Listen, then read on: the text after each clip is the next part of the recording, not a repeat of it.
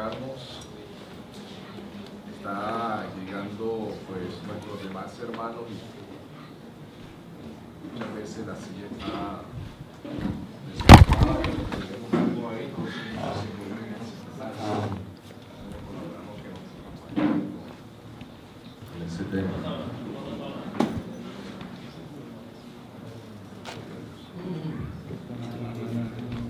Gloria a Dios. Buenos días, hermanos. Les invito a que oremos antes de dar comienzo a la enseñanza de la escuela dominical. Padre eterno, te damos gracias en Jesucristo, nuestro Señor, nuestro Salvador, nuestro Rey, nuestro sumo sacerdote, quien intercede delante de ti, Padre, por cada uno de nosotros, quien nos representa delante de tu majestuosidad, de tu santidad, de tu poder, de tu gracia. Pedimos, Padre, por medio de Jesucristo, que en esta mañana nos ayudes, que nos des la sabiduría, la inteligencia, el conocimiento para entender tu palabra y nos ayudes en nuestras limitaciones, en comprenderte y entenderte, y podamos ser edificados para darte mayor gloria y mayor honra cada día a ti que eres único en recibirlo. En Cristo Jesús te damos gracias. Amén. Bueno, hermanos, estamos desarrollando un tema central en la escuela dominical y es el tema de la cristología. Y en este domingo vamos a estar viendo un tema específico que son los oficios de Cristo.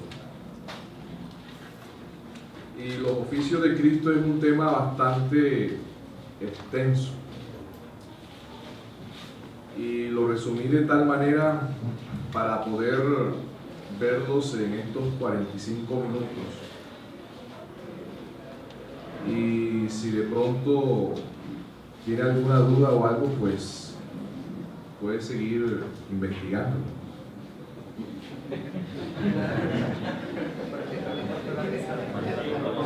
Me preguntan al pastor.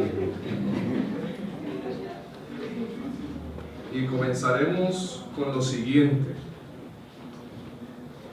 Israel, bajo un gobierno teocrático en el Antiguo Testamento, reconocía tres instituciones, por así decirlo, o tres oficios, que eran muy importantes para ellos por la función que representaba al pueblo en toda su organización como ciudadanos de Israel. Lo ayudaba también en todo su tema de gobierno, ya que afectaba su vida civil, su vida moral, su vida religiosa y de comunidad. Y esos oficios fueron el de profeta, sacerdote y rey. Y eso lo podemos ver a la luz de todo el Nuevo Testamento, cómo quedó establecido o cómo quedaron establecidos estos oficios en el pueblo de Israel.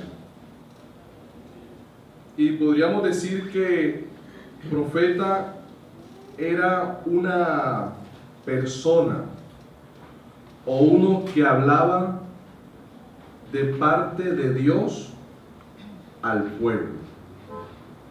Y el sacerdote era uno que hablaba a Dios como representante del pueblo.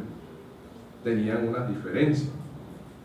Y el rey gobernaba al pueblo como representante de Dios.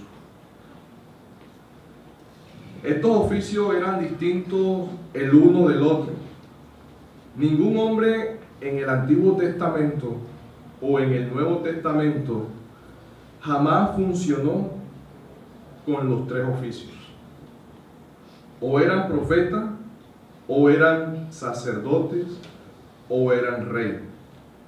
Solo hay dos hechos registrados donde Moisés y David desarrollaron dos de esos oficios. Moisés ofició como profeta y como sacerdote, y David ofició como rey y como profeta. Pero ninguno ejercía los tres al mismo tiempo. Nuestro Señor Jesús, en su obra como mediador, cumple los tres oficios: profeta, sacerdote y rey. Y eso es lo que vamos a ver en esta mañana. En la Biblia no hay un versículo que diga que Cristo cumplió los tres oficios de profeta, sacerdote y rey. Pero las Escrituras sí muestran estos oficios en nuestro Salvador. De pronto varios de los que están aquí o de los que no están aquí se preguntan: ¿qué tienen que ver estos tres oficios con Cristo y nosotros? O quizás alguno pueda decir: yo no necesito saber eso. Yo sé que Cristo es el Cordero de Dios, murió por nosotros, resucitó, pagó el precio de nuestra salvación, está en los cielos, intercede por nosotros delante del Padre, y que Él es el Rey de Reyes, y que Él es el Señor de los señores, y que nosotros somos ciudadanos de su reino, y que Él vendrá a reinar por siempre, y punto. Pues si alguno piensa de la anterior manera, está declarando sin querer queriendo los tres oficios de Cristo. Muchos los hablan sin darse cuenta que están hablando de ellos, y por tal motivo debemos conocerlos mucho mejor. Para lo cual comenzaremos hablando de Cristo como profeta. Cristo como profeta. Y al comenzar dijimos que el profeta era uno que hablaba de parte de Dios al pueblo. Y podemos preguntarnos, ¿cuál era la importancia de los profetas en el Antiguo Testamento? ¿Y qué representaba esta institución para los judíos? Esta definición yo la di, creo que fue hace rato, pero voy a citarla de nuevo acá. Profeta en el hebreo proviene de la palabra Naví. De ahí se deriva su significado.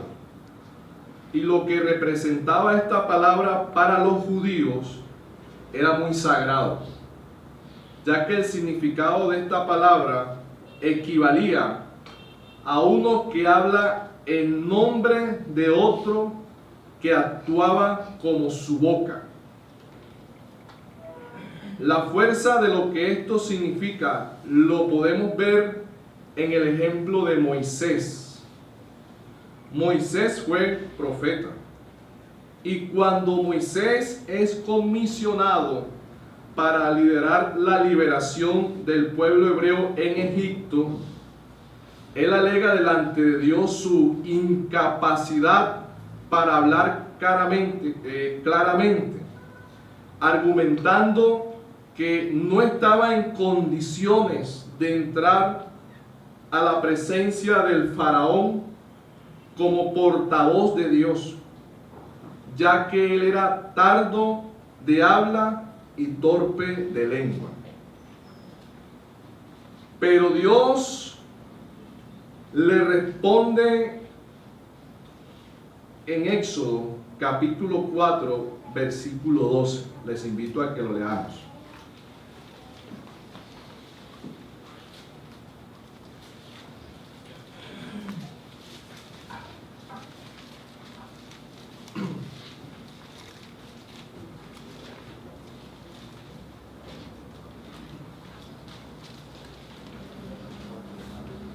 Éxodo capítulo 4, versículo 12.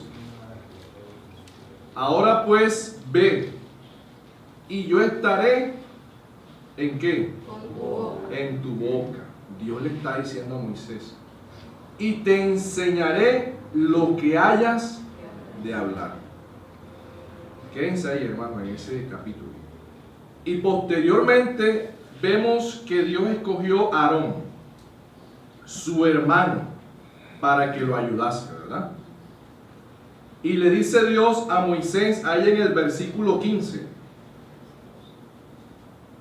tú hablarás a él, a Aarón, y pondrás en su boca las palabras, y yo estaré con tu boca y la suya, y os enseñaré lo que vayáis a hacer. Y el 16, y él hablará por ti al pueblo, él te será a ti en lugar de boca. Todo Dios lo hace con un propósito, ¿no? ¿Ustedes no creen que Dios era todopoderoso para quitarle a Moisés el problema de habla? Pero el Señor todo lo deja ahí, porque ustedes saben quién fue el primer sumo sacerdote. Aarón. Pero después hablaremos de eso. Era como si fuera la misma persona hablando por medio de otra. La misma validez, la misma autoridad en sus palabras. Era como si fuera la misma boca de la persona hablando por la otra. Eso está claro, ¿verdad, hermanos? Si alguno tiene alguna duda, preguntan al pastor Alex.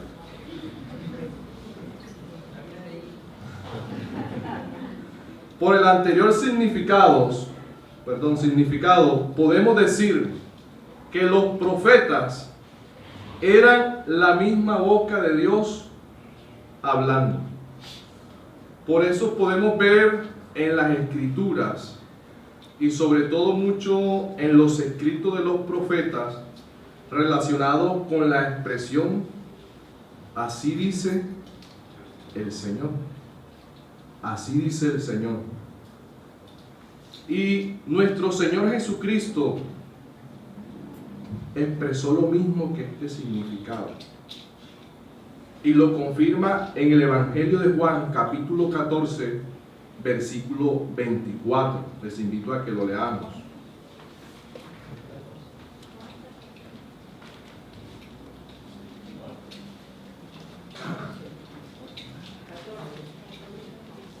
Juan 14, 24. Allá era la boca de Moisés, la boca de Aarón, la misma boca, pero era que las palabras de Dios. Aquí dice el Señor, el que me ama, el que no me ama, no guarda, aquí dice, mis palabras. Y sigue diciendo, y la palabra que habéis oído no es mía, sino el Padre que me envió. El mismo significado que vimos ahorita. En una ocasión, el Señor en camino a Emaús, después de la resurrección, se le aparece a unas personas en el camino. Y él hace una pregunta con relación a todo lo que había pasado con su misma muerte, el mismo Señor. Y en Lucas 24, 19, cuando Jesús hace la pregunta y dice, entonces él les dijo, ¿qué cosas? El Señor preguntando. Lucas 24, 19. Y ellos le dijeron, de Jesús Nazareno, que fue varón profeta, poderoso en obra y en qué, y en palabra, delante de Dios y de todo el pueblo. Ahora bien, Moisés habló de Jesús como profeta, y eso lo podemos confirmar en Deuteronomio capítulo 18, versículos 15 y 18. Les invito a que lo leamos también. En la escuela dominical, hermano, se vale leer el versículo.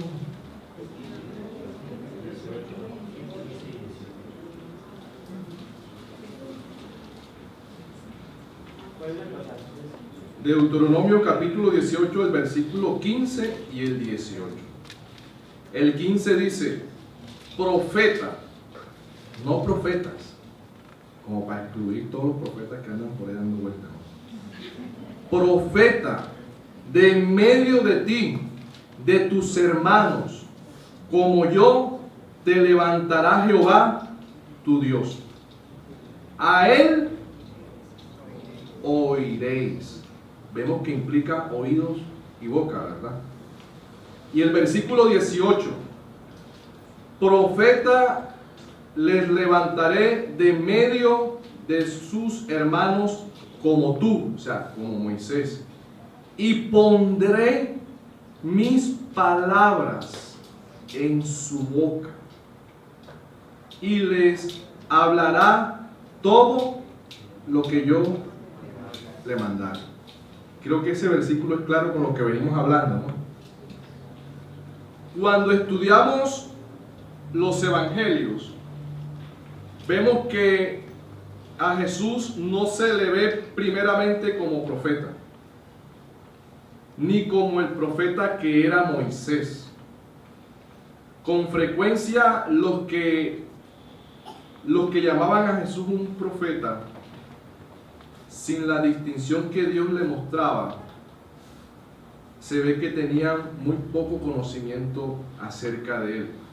Por ejemplo, ustedes recordarán que en varias ocasiones se circulaba que unos decían que era Juan el Bautista, otro que era Elías, y otros decían que era Jeremías o uno de los profetas. Eso está en los evangelios.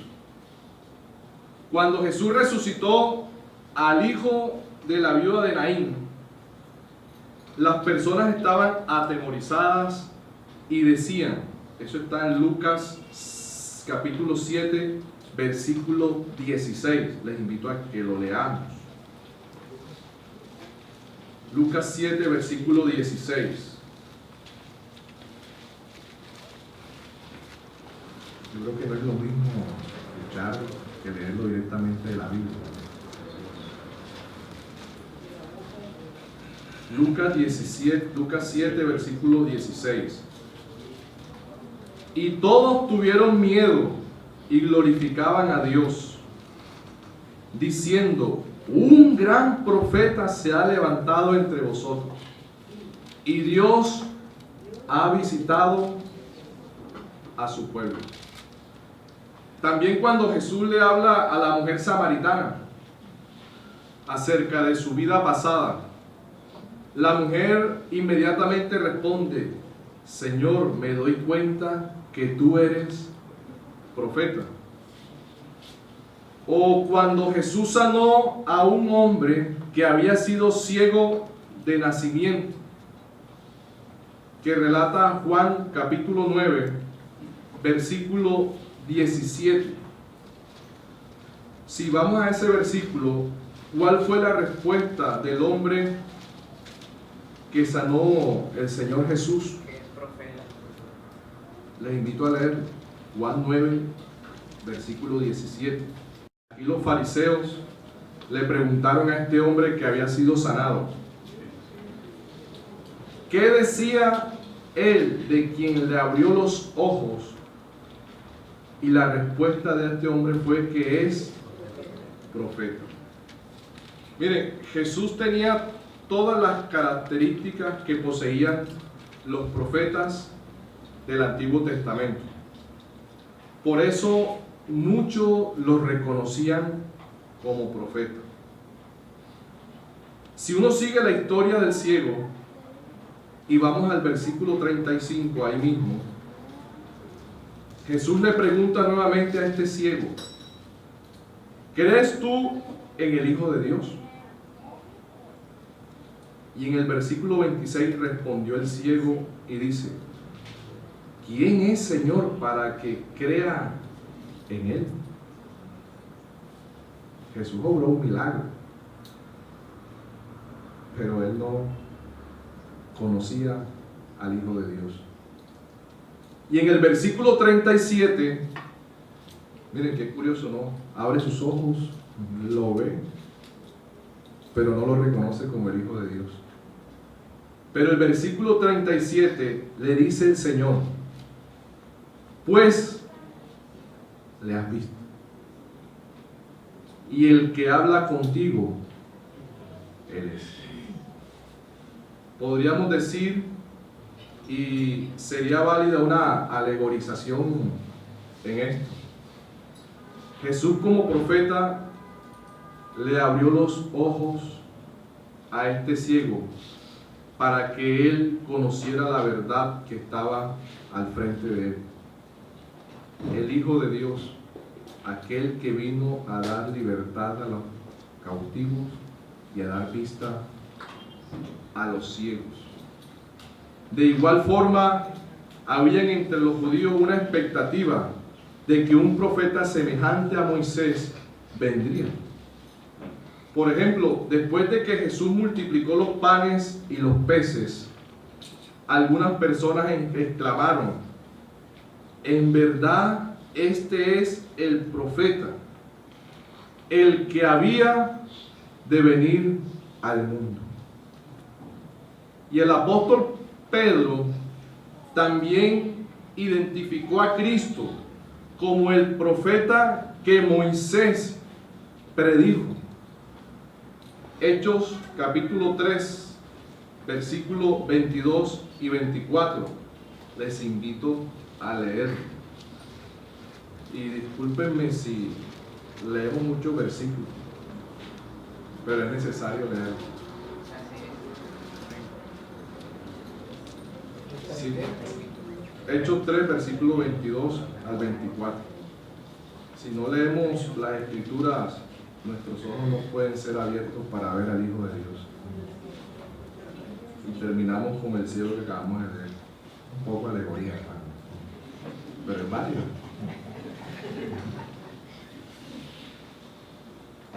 Versículo 22.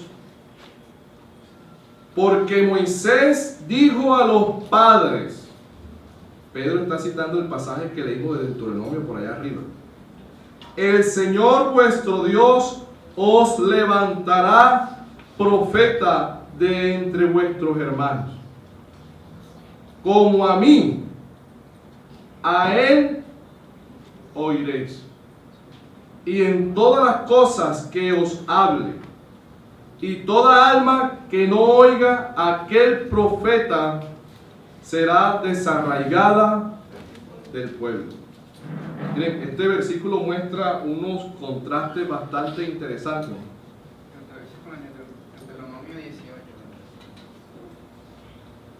El versículo 22 dice: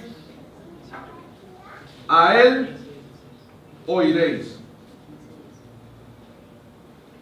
¿Y qué debían oír? Las cosas que él os habla. El versículo 23 dice: el que no oiga. Hablando de oído. El oído no ve, el oído no habla, solo escucha. Lo cual nos lleva a dos preguntas, y es válida hacerla en este versículo. ¿A quién representan los oídos?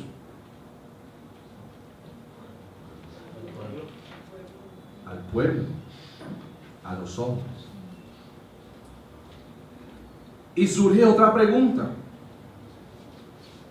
¿quién representa la boca de este versículo? Dios. Nuestro Señor Jesucristo. Nuestro Señor Jesucristo. Él es la boca de Dios hablando a los hombres, testificando a los hombres. podríamos decir o ilustrar que Jesús era la boca encarnada de Dios. Fue el profeta de Dios para transmitir sus verdades eternas a los hombres. Por medio de la boca de nuestro Señor Jesucristo salieron las más grandes verdades que jamás se hayan dicho sobre esta tierra. Jesús no fue simplemente un mensajero de la revelación de Dios, como lo fueron todos los otros profetas, sino que Él mismo era la fuente de Dios, la fuente de la revelación. Los profetas solían decir: así dice el Señor, los profetas. Y nuestro Señor podía decir: pero yo les digo, pero yo les digo. La palabra de Dios venía a los profetas del Antiguo Testamento, pero Jesús habló en base a su propia autoridad, como el Verbo eterno de Dios, la palabra encarnada de Dios, que nos reveló perfectamente al Padre. Jesús es la verdad. En Él moran todos los tesoros de la sabiduría y del conocimiento. Y de Él irradia toda la luz que alumbran y reciben y alcanzan los hombres. Jesús reveló al Padre, al cual no conocían, y lo reveló en su oficio de profeta, mediante sus instrucciones personales, en sus discursos, en sus parábolas, en sus exposiciones de la ley y los profetas, y en todo lo que enseñó de su propia persona y obra. El Evangelio, las buenas nuevas fueron dichas por la misma boca de Jesús. Él mismo es el Evangelio. Él mismo es la verdad. Por eso es el único camino al Padre. No hay más camino. Él es el profeta que nos llama al arrepentimiento, a la santificación y a estar en paz con Dios. Toda alma que no oiga a aquel profeta será desarraigada del pueblo. ¿Hay alguna pregunta hasta aquí o algún aporte que algún hermano quiera hacerlo? Gracias. Es que mire, es importante el texto. Son dos cosas. Primero, la importancia de resaltar el texto de Hechos 3:22, donde el apóstol aclara perfectamente que el texto de Deuteronomio tenía que ver con Jesucristo. Porque es que muchos dicen que el texto de Deuteronomio, lo que le estaba diciendo Moisés a la gente era que ya venía la época de los profetas, en determinado tiempo y en determinado momento iba a estar levantando un profeta para que a ese profeta lo escuchara. Pero bueno, ese texto es muy importante. Pero lo que sí sería bueno sería como aclarar y que entendiéramos todos, así como existe la diferencia entre el ministerio apostólico y el tema de apóstoles como enviados a predicar, distinto al ministerio apostólico, pasa lo mismo con el ministerio de profeta. Jesucristo es el último y gran profeta, el único y gran profeta de ese nivel, porque es Dios mismo hecho carne, pero con el ministerio profético. Ya después no hay más profetas tipo profeta del Antiguo Testamento.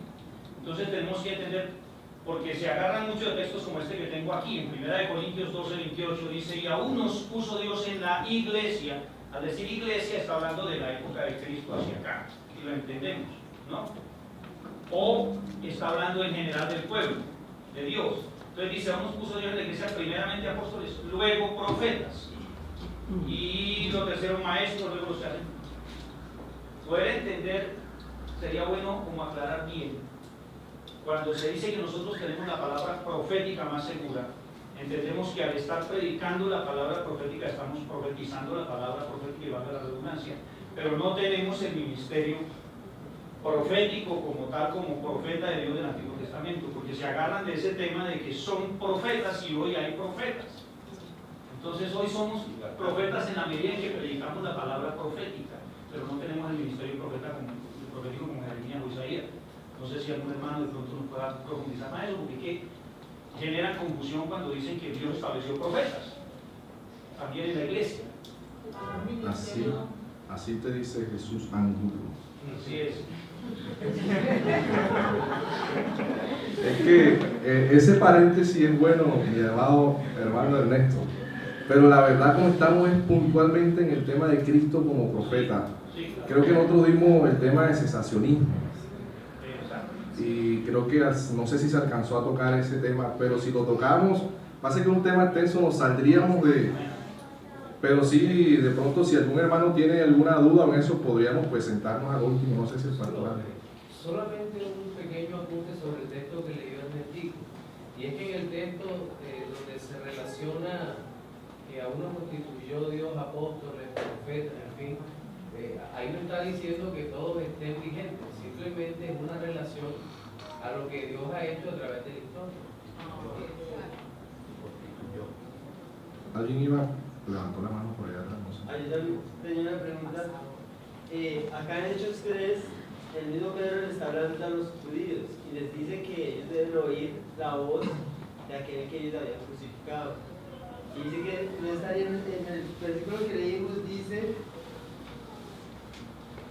y toda alma que no oiga a aquel profeta, hablando de Jesús, será desarraigada del pueblo. En pocas palabras, y mi pregunta es, Pedro está diciendo que ellos no iban a ser el pueblo de Dios si no se arrepentían. ¿Era lo que le está diciendo? Sí, o sea, si no había arrepentimiento eran cortados, porque ellos eran pueblo, o sea, estaban ellos mismos como judíos se identificaban como pueblo de Dios. Y si no escuchaban a ese profeta que era Jesús, al cual ellos rechazaron, ellos iban a ser cortados de su pueblo.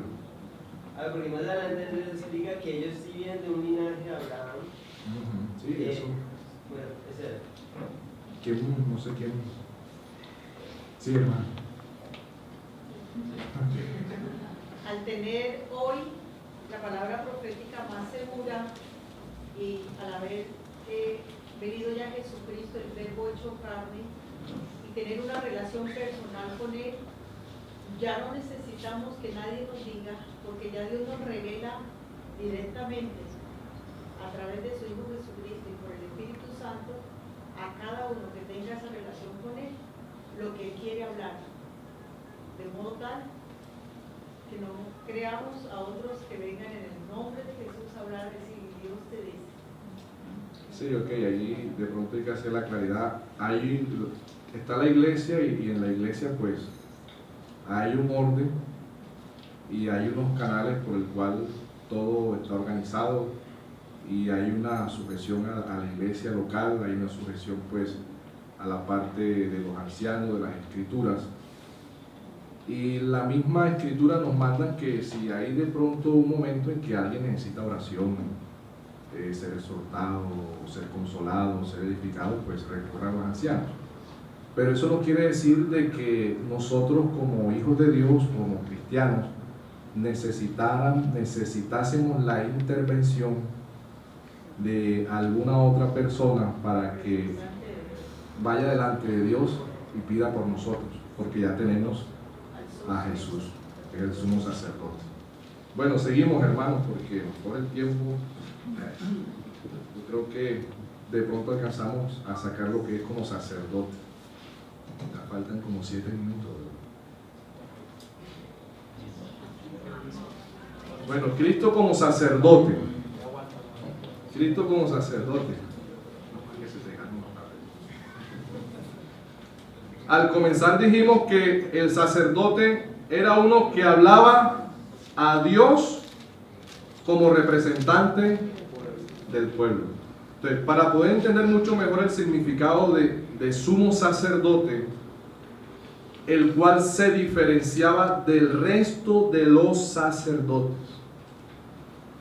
y por qué el Señor Jesús es llamado nuestro gran sumo sacerdote, es necesario que veamos algunos aspectos o características de estos: su origen, la necesidad que tuvo este oficio en Israel, lo que significó para ellos, para después ver mucho mejor este oficio en Cristo.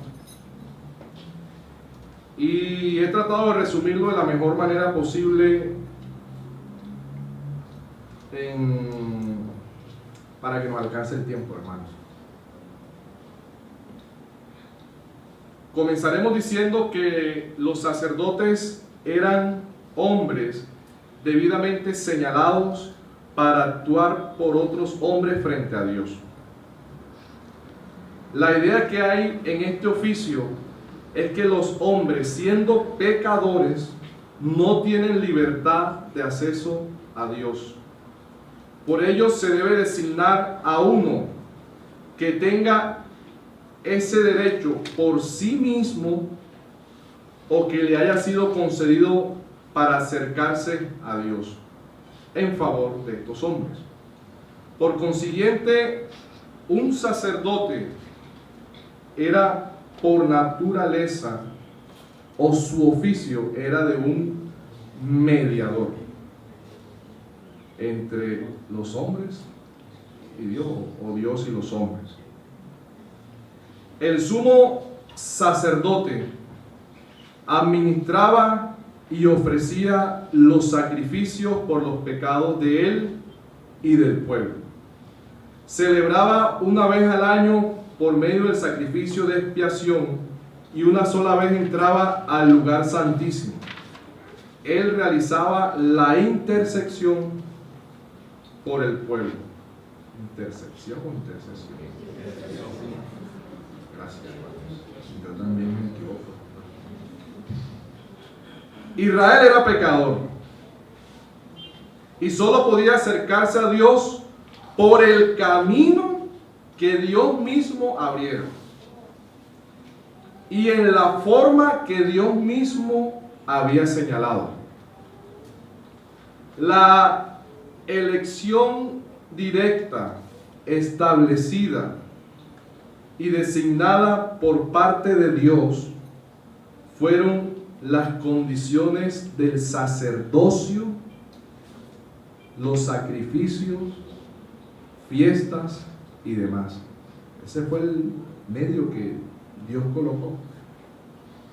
Y en Éxodo capítulo 28 se instala el sacerdocio. Eso lo pueden leer en la casa, hermanos. La idea fundamental de todo esto, ¿saben cuál era? La reconciliación y la mediación. Esa era la idea fundamental de esto. La reconciliación y la mediación. La reconciliación quedaba expresada por medio de los sacrificios de expiación. Y la mediación por un sacerdocio mediador. No sé si es claro esa parte. El término hebreo para un sacerdote es Cohen y significa uno que está por otro y que media en su causa. Uno que está por otro y que media en su causa. El objetivo, ¿saben cuál era? La santidad. Ese era el objetivo de la reconciliación. ¿Cómo me dijo el nombre, perdón, de sacerdote? Cohen. Cohen. Sí. El objetivo de la reconciliación era la santidad y se realizaba por el sacrificio del cordero y el rociamiento de la sangre del animal. Este acto solo lo realizaba el sumo sacerdote y este era el único autorizado para estar en el lugar santísimo. De esta manera se pedía perdón por el pecado del pueblo y el pueblo podía santificarse delante de Dios el Dios Santo de Israel. Pero era una actividad constante en el tiempo. Muchos sacrificios tocaban realizar para alcanzar el perdón de Dios. El sumo sacerdote era el principal representante del pueblo ante Dios. También se le conocía al sumo sacerdote con el nombre de sacerdote principal, y eso aparece en el Nuevo Testamento, como sacerdote principal. Tenía a su cargo la supervisión de los demás sacerdotes. Sumo significa literalmente cabeza o el cabeza. Según los sumos sacerdotes, su nombramiento era vitalicio. Duraba desde que se obtenía hasta el fin de su muerte. Y podríamos sustentarlo eso en el número 35-25. Los demás levitas que servían en el templo sí funcionaban en él hasta los 50 años. El sumo sacerdote era lavado en agua y luego ungido con aceite. El sumo sacerdote, Éxodo 29:7 o Levítico 8 del 24 al 30. Con todas esas características que vimos del sumo sacerdote, ¿hacia dónde se le fue la mente con todos esos detalles? A nuestro Señor. Y podríamos resumir tres ideas principales del servicio que prestaba el sumo sacerdote: reconciliación, mediación y santificación. Cristo llevó a cabo las funciones del oficio del sumo sacerdote: reconciliación, mediación e intercesión. Jesús es nuestro sumo sacerdote porque Él bajó a las aguas y fue ungido por el Espíritu Santo. Jesús es nuestro sumo sacerdote porque nos reconcilió con el Padre, ya que Dios estaba en Cristo, reconciliando consigo al mundo y no tomándole en cuenta sus pecados.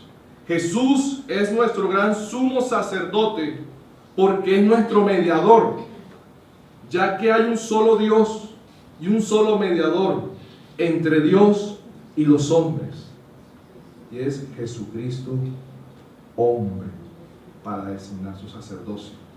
Jesús es nuestro gran sumo sacerdote porque tiene libre acceso a Dios, está en el lugar santísimo constantemente, y no por sangre de machos cabríos ni de becerro, sino por su propia sangre.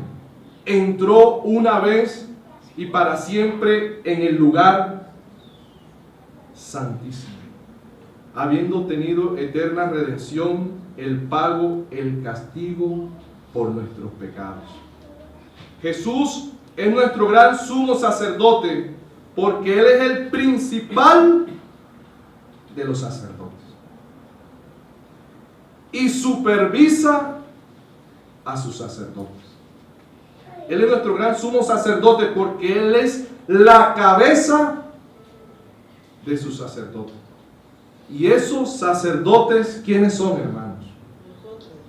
Nosotros somos nación santa, real sacerdocio. Cristo es la cabeza de la iglesia. ¿Sí ven cómo es el juego y cómo Cristo tiene todo eso que tenía el sumo sacerdote en el Antiguo Testamento, que era símbolo de lo que había de venir, y cómo en Cristo se fueron dando? ¿No creen que las escrituras es lo más maravilloso que hay cuando uno encuentra todo este cumplimiento en Cristo? Jesús es nuestro sumo sacerdote porque intercede por nosotros. Porque ¿quién es el que condenará? Cristo es el que murió, más aún el que también resucitó, el que además está a la diestra de Dios, el que intercede también por nosotros. Romanos capítulo 8, versículo 34. Por lo cual pueden también salvar perpetuamente a los que por él se acercan a Dios, viviendo siempre para interceder por ellos. Miren, ya vamos terminando y quiero terminar con esto. El rey, pues, el rey es el rey, hermano. Es una palabra que cierra todo. Miren, una palabra profunda. Miren, cada petición que el Señor hace tiene la fuerza de una exigencia. Es más, constituye una petición veraz de derechos. Todo lo que Cristo intercede por nosotros. Él y solo Él puede decir en su oración: Padre, quiero que. Sí, miran la fuerza de su intercesión. No es como los otros sumos sacerdotes. Padre, quiero que donde yo estoy, también ellos estén conmigo.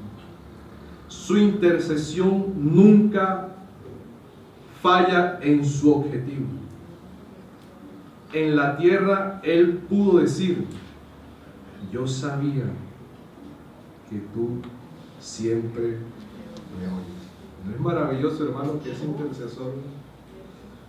Muchos han argumentado que esta actividad de intercesión como sumo sacerdote que hace nuestro Señor Jesucristo es solo el acto de permanecer en la presencia del Padre como un recordatorio continuo de que Él ya ha pagado el castigo por todos nuestros pecados. Muchos tienen esa posición. Según este punto de vista, Jesús no hace en realidad oraciones específicas a Dios el Padre. Sin embargo, este punto de vista no aparece o no parece coincidir con el vocabulario que se usa en Romanos 8:34. Intercede por nosotros. O Hebreos 7:25. Intercede por ellos. La palabra interceder traduce el término griego entikano. La palabra no parece indicar simplemente estar ante alguien representando a otra persona, sino que tiene claramente el sentido de hacer peticiones o solicitudes específicas delante de alguien. Por lo cual podríamos concluir entonces que Jesús es nuestro gran sumo sacerdote, porque vive continuamente en la presencia de Dios para interceder por nosotros. Él conoce nuestras debilidades, nuestras necesidades, e intercede por nosotros. Qué gran confianza tenemos en nuestro Señor. Él cuida de nosotros. Las Escrituras dicen que no tenemos un sumo sacerdote que no pueda compadecerse de nuestras debilidades. Y por eso Él intercede delante del Padre. Sino uno que fue tentado en todo, según nuestra semejanza, pero sin pecado. Quisiera seguir, hermanos, pero ebenecer. Hasta aquí nos ayudó el Señor. Oremos. Padre, te damos gracias en Jesucristo nuestro Señor. Gracias porque tú eres bueno y para siempre es tu misericordia y tu verdad. Te pedimos que nos ayudes cada día a entender y comprender tu palabra y saber que tú eres ese gran profeta sobre todo que eres ese gran sumo sacerdote en quien podemos tener confianza y podemos acercarnos confiadamente delante del trono de la gracia de nuestro Padre. En Cristo Jesús te damos gracias. Amén. Hermanos, tenemos 5 minutos para